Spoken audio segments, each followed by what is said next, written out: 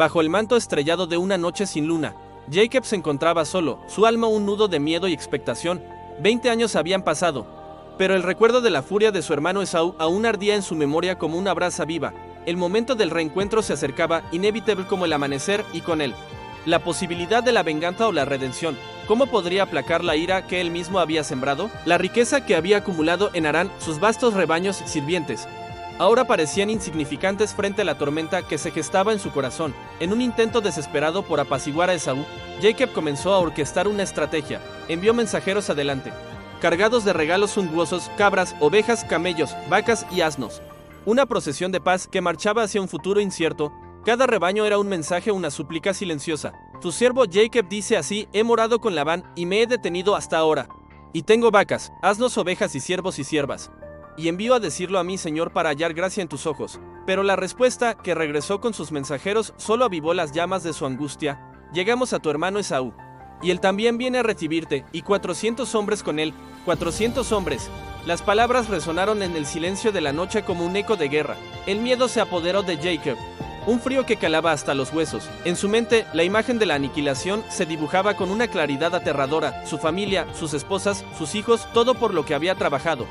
Barrido por la espada de un hermano ofendido, con la mente febril, dividió a su gente y sus rebaños en dos campamentos. Era un cálculo sombrío, una apuesta desesperada. Si viene Esaú contra un campamento y lo ataca, pensó, el otro campamento podrá escapar. Era la lógica de la supervivencia. Pero no ofrecía consuelo a su espíritu atormentado. Entonces, cuando toda estrategia humana pareció vana, Jacob hizo lo único que le quedaba. Se postró bajo el vasto lienzo del cielo nocturno. Su voz un susurro que ascendía hacia las estrellas. Dios de mi padre Abraham y Dios de mi padre Isaac, oh Jehová, que me dijiste, vuélvete a tu tierra y a tu parentela, y yo te haré bien. Menor soy que todas las misericordias y que toda la verdad que has usado para con tu siervo. Pues con mi cayado pasé este Jordán, y ahora estoy sobre dos campamentos. Líbrame ahora de la mano de mi hermano, de la mano de Esaú, porque le temo. No venga caso y me hiera la madre con los hijos. Y tú has dicho, yo te haré bien. Y tu descendencia será como la arena del mar, que no se puede contar por la multitud. Era una oración nacida de la más profunda desesperación, un clemer que entregaba su vida, su futuro y su familia en las manos de aquel que le había hecho una promesa. Esa noche, junto al vado de Jaboc, Jacob se encontró verdaderamente solo. Había hecho cruzar a sus esposas, a sus siervas y a sus 11 hijos. Había visto pasar todo lo que poseía al otro lado del arroyo. Ahora, en la oscuridad palpable, solo quedaba él y la inmensidad de su miedo. Y fue entonces, en la soledad más absoluta, cuando un hombre apareció de la nada, sin palabras, sin advertencia. Se trabó en lucha con él. En el silencio de la noche, solo se oía el sonido de la carne contra la carne, el esfuerzo de dos cuerpos en un combate que trascendía lo físico. Lucharon hora tras hora, un ballet violento y extenuante, bajo la mirada silenciosa de las constelaciones. Jacob, el suplantador, el que siempre había usado su astucia para prevalecer, ahora luchaba con fuerza bruta, con una tenacidad que nacía del terror y la fe. Al ver que no podía vencerlo, cuando el alba comenzaba a teñir de gris el horizonte, el misterioso luchador tocó el encaje del muslo de Jacob, y el tendón se descoyuntó. Un dolor agudo, cegador, recorrió el cuerpo de Jacob, pero no lo soltó. Déjame, porque raya el alba, dijo el hombre. Pero Jacob, exhausto, herido, pero con una determinación forjada en el fuego de aquella noche, se aferró con todas sus fuerzas. No te dejaré. Si no me bendices, jadeo.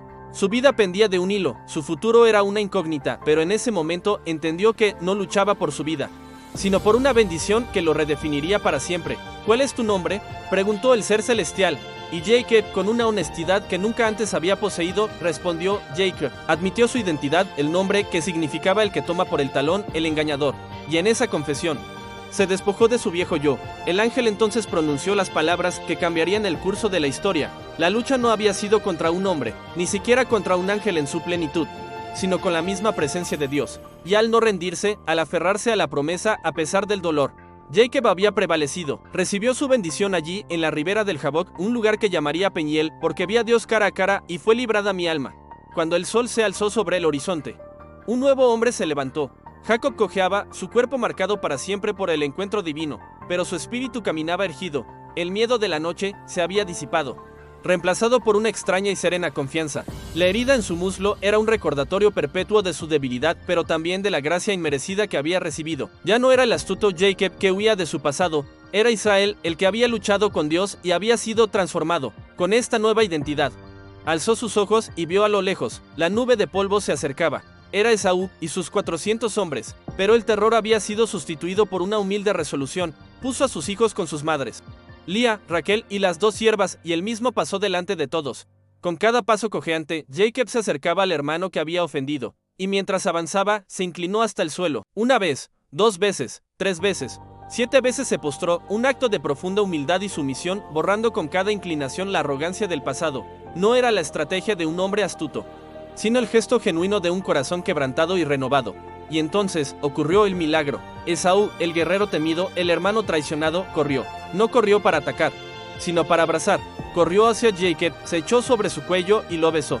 Y ambos lloraron. Lágrimas de 20 años de dolor, de separación, de amargura, se derramaron en el polvo del camino, lavando el pasado y regando la semilla de un nuevo comienzo. El abrazo que Jacob tanto había temido se convirtió en un refugio de gracia inesperada.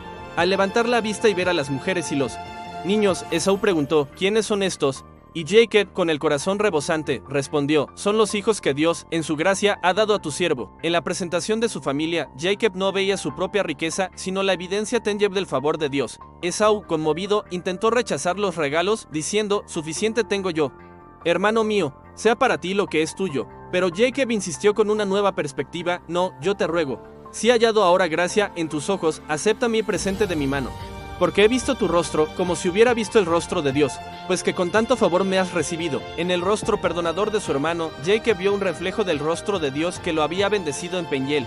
La reconciliación humana se convirtió en un sacramento, una manifestación visible de la gracia divina. Al amanecer de un nuevo día, mientras la gran familia y sus rebaños reanudaban su viaje hacia la tierra prometida de Canaán, el mundo parecía distinto. La luz dorada bañaba el paisaje, no como el presagio de un juicio, sino como la promesa de un futuro lleno de esperanza. Jacob, ahora Israel, miró hacia el horizonte.